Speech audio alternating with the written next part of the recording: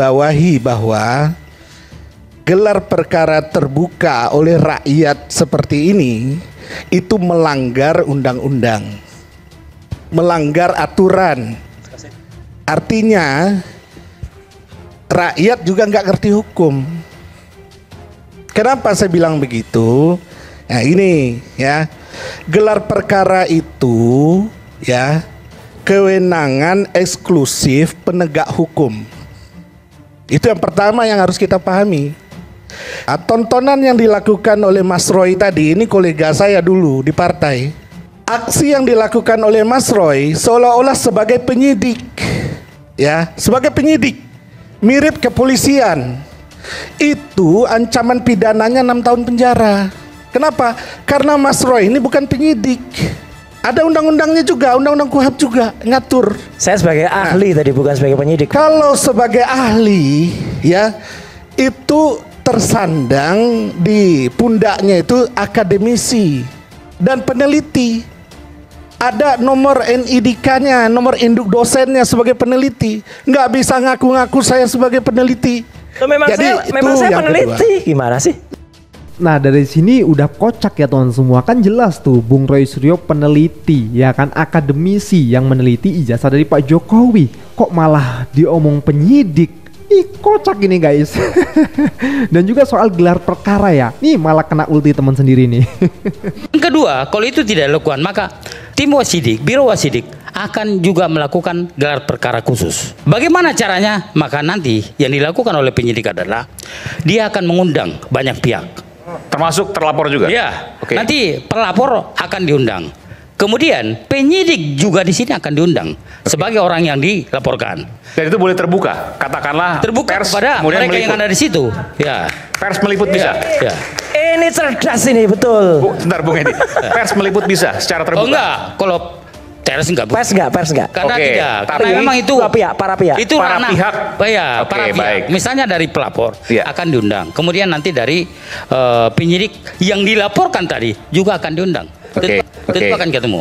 Dan di situ nanti akan ada propam. Artinya mungkin itu terjadi? Mungkin ketika misalnya itu dinilai ada penyimpangan. Nah jadi gelar perkara terbuka mungkin dan bisa dilakukan ya teman-teman semua ya. Kalau dimana itu dikira ada penyimpangan kata Bapak tadi ya teman-teman. Nah jelas, nah di sini kenapa dari pihak Bung Roy Suryo tidak percaya dengan konferensi kemarin yang dilakukan oleh Barreskrim ya, karena itu katanya tidak terbuka. Maksudnya dari kedua belah pihak itu tidak ikut andil gitu loh. Yang sekarang kan digaungkan terus oleh Pak Kozinudin juga kan mengenai hal ini, di mana untuk adanya penyelidikan kembali dan juga nanti gelar perkaranya itu bisa dari dua belah pihak biar lebih terbuka, transparan, tidak ada yang tutupi gitu loh.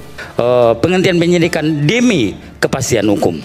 Ya kalau memang tidak keberatannya silakan, saya tidak ada masalah. Jadi bukan bela A, bela B, bela Bukan Pak Jokowi ya. dan lain sebagainya. Tetapi ini adalah aturan-aturan yang ada. Silakan, saya tidak percaya. Oke. Baik, kalau tadi silahkan bawa buktinya. Justru kami sedang mempersiapkan bukti dan sebagian sudah kami kirimkan. Dan kami tidak tahu bukti kami diperlakukan seperti apa. Karena prosesnya tidak transparan. Tidak diperlihatkan kepada kami tidak dilibatkan. Karena itu saya tegaskan, kalau memang kita fair, kita bernegara bareng-bareng, tidak memihak siapapun, kita benar-benar mencari kebenaran melalui proses pembuktian. Saya dan kawan-kawan menunggu respon terhadap gelar perkara khusus yang di sana ada kemungkinan bagi kami untuk masukkan itu. Iya, jadi nih bawa bukti dan lain sebagainya, tapi tidak diajak, itu gimana? Ya, kan Ini kita buka di sini. Ya, semua itu kan memang misalnya ijazah ya.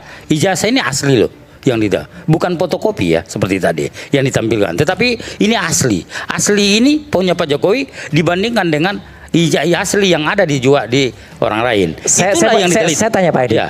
kalau memang betul Mabes Polri itu sudah meneliti ijazah asli, kenapa yang ditunjukkan pada saat gelar perkara kemarin itu hanya fotokopi? Itu pertanyaan masyarakat gitu loh. Karena gini, itu kan bukan untuk kepentingan apa namanya ya, tapi kan untuk kepentingan penyidikan. Harus Enggak dipakai. dong. Tidak semua dia harus diperlihatkan kepada masyarakat. Enggak dong, Tapi bukti-bukti yang ya. ditampilkan kemarin itu ada pembayaran yang cuma sampai semester 4. Kemudian ada blanko untuk pengisian yang cuma sampai sarjana muda. Kami ketika datang ke UGM, yang diberikan saya pun salut. kepada UGM. Yang diberikan tuh skripsi asli, bukan fotokopi. Kenapa Mabes Polri kemarin itu justru menampilkan fotokopi? Itu masalahnya, gitu loh. Itu aja. Saya kira gini ya, memang saya kira tidak, ya tanya ke Mabes Polri ya. Terus yang kedua, saya kira gini, saya juga heran ya, kayaknya masalah ijazah Pak Jokowi kayaknya terus-terusan nih. Saya tidak tahu, saya nggak tahu apakah ada kaitannya dengan yang sampaikan Pak Ngabalin itu ya. Saya tidak tahu persis. Uang besar. Ya. Wah, itu benar, Pak.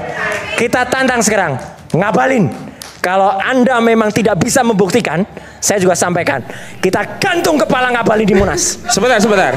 Sebelumnya saya tidak meyakini ada uang besar di kasus ini. Tapi begitu Ngabalin cawe-cawe berarti ada uang besar, dan saya patut duga yang dapat uang besar itu Ngabalin. Undang-undang perlindungan data pribadi. Ada undang-undangnya. Undang-undang perlindungan data pribadi. Nomor berapa? Bentar. Baca lagi. Saya yang buat. Saya nomor ada 27 tahun 2022. Tidak ngatur soal ini, Mas. Bentar.